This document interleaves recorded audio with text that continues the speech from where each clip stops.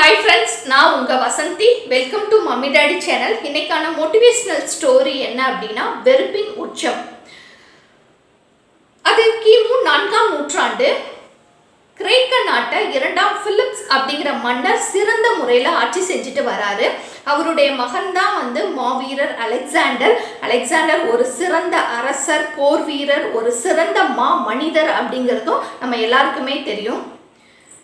அலெக்சாண்டருடைய அம்மா அப்பா 2 பேருமே வேறு வேறு இனத்தை சார்ந்தவர்கள். இப்போ இருக்க கலப்பு திருமணம் மாதிரி பண்ணிக்கிட்டாங்க.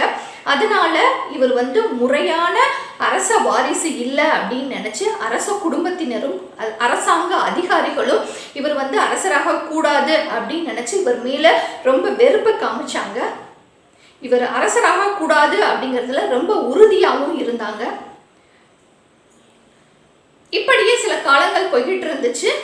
ஒரு அரசாங்க நிகழ்வில் அலெக்சாண்டரை எல்லாருக்கும் மத்தியில் அரச குடும்பத்தினர் ரொம்ப இழிவாகவும் தாழ்வாகவும் தன்னுடைய பிறப்பை பற்றி ரொம்ப இழிவாக பேசினனால அந்த அரண்மனையை விட்டு வெளியேறணும் அப்படின்னு நினச்சி உறுதி கொள்கிறாரு.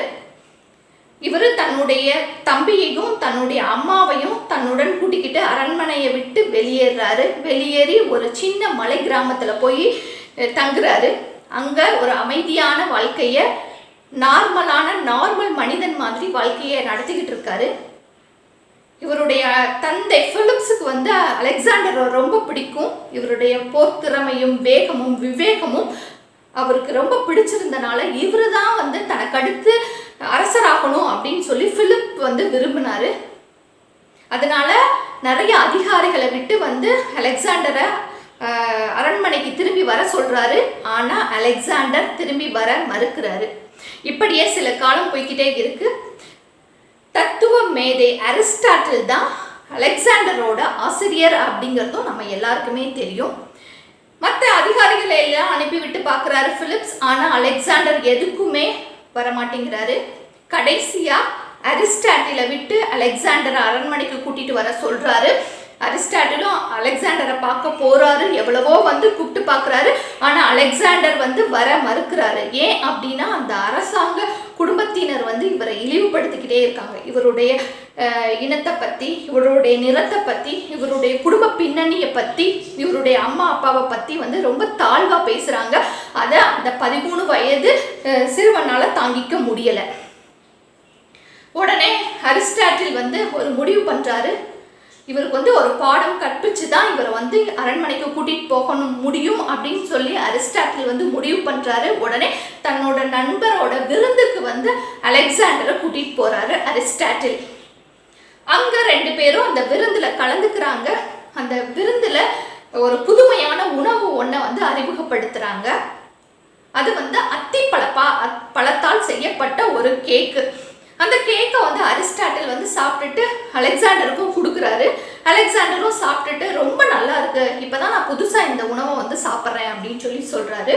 உடனே அரிஸ்டாட்டில் ஒரு தட்டு நிறையா கேக்குகள் அடுக்கி வச்சு இந்த விருந்தில் இருக்க எல்லா நபர்களுக்கும் இந்த கேக், அந்த அத்திப்பழத்தால் செய்யப்பட்ட கேக்கை உன் கையால் போய் கொடு அப்படின்னு சொல்லி சொல்கிறாரு அலெக்சாண்டர் கிட்ட.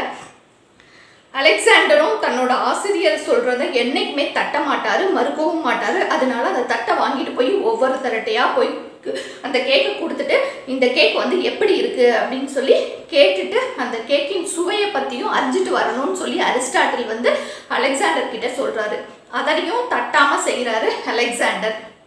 எல்லாருக்கும் கொடுத்து முடிச்சோடனே அரிஸ்டாட்டில் கிட்ட அலெக்சாண்டர் வராரு.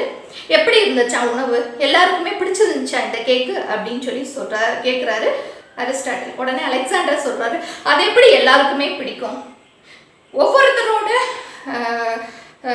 சுவை அறியும் உணர்வுகள் வேறு அல்லவா, அதே மாதிரி ஒவ்வொருத்தருக்கும் ஒவ்வொரு விதமான ருசி பிடிக்கும். எல்லாருக்குமே பிடிக்கல, ஒரு சிலர் பிடிச்சிருக்குன்னு சொன்னாங்க, ஒரு சிலர் பிடிக்கலன்னு சொன்னாங்க, ஒரு சிலர் இந்த கேக்கை பார்க்கவே பிடிக்கலன்னு சொன்னாங்க, இன்னும் ஒரு சிலர் வாயில போட்டுட்டு மென்னுட்டு இதோட டேஸ்ட் பிடிக்காம துப்பிட்டாங்க, இன்னும் ஒரு சிலர் இது ஒரு உணவா அப்படின்னு சொல்லி என் முகத்தில் அடிச்ச மாதிரி பேசினாங்க அப்படின்னு சொல்லி சொல்றாரு. உடனே அரிஸ்டாட்டில் சொல்றாரு, இப்பதான் என் வழிக்கு வந்திருக்க நீ அலெக்சாண்டர், அது எப்படி ஒரு சாதாரண உணவையே எல்லாருக்குமே பிடிக்கல அப்படிங்கும்போது உன்னை மட்டும் எப்படி கிரேக்க நாட்டில் இருக்க எல்லாருக்குமே பிடிக்கணும்னு நீ நினைக்கிற? உன் பிறப்பை மட்டும் காரணம் காட்டி அவர்கள் வெறுக்கிறார்கள் என்றால் அது உன்னுடைய தவறு அல்ல, அது அந்த அரசாங்க குடும்பத்தினருடைய தவறுதான். அதுக்காக நீ அந்த நாட்டை விட்டு வெளியில வந்துடுறதா? நீ சிறந்த முறையில் ஆட்சி செய்வ அப்படிங்கிறது ஒரு ஆசிரியராக என்னுடைய நம்பிக்கை. அதை நீ கெடுத்துறாத. வா வா அலெக்சாண்டர், என்னுடன் கிளம்பி கிரேக்க நாட்டுக்கு வா, சிறந்த முறையில் ஆட்சி செய். உன்னை வெறுப்பவர்கள் வெறுக்கட்டும், தூற்றுபவர்கள் தூற்றட்டும். உனக்காக ஒரு நாடும் நாட்டு மக்களும் உனக்காக காத்திருக்காங்க. சிறந்த முறையில் ஆட்சி செய், வா அலெக்சாண்டர் அப்படின்னு சொல்லி அரிஸ்டாட்டில் கூப்பிடுறாரு. உடனே அலெக்சாண்டர் அப்பதான் தன்னோட தவற உணர்றாரு. அரிஸ்டாட்டிலோட கிளம்பி போறாரு. கிரேக்க நாட்டை சிறந்த முறையில் ஆட்சி செய்து ஒரு சிறந்த மன்னர் அப்படிங்கிற ஒரு பேரையும் வாங்குறாரு. அது மட்டும் அல்ல, உலக வரைபடத்துல முக்காவாசி நாடுகளை சிறந்த முறையில் ஆட்சி செய்து வரலாற்றுல ஒரு சிறந்த அரசருங்கிற ஒரு பட்டத்தையும் வாங்கியிருக்காரு மாவீரர் அலெக்சாண்டர். அந்த அலெக்சாண்டர் மாதிரி தாங்க நம்மள நிறைய பேரும்.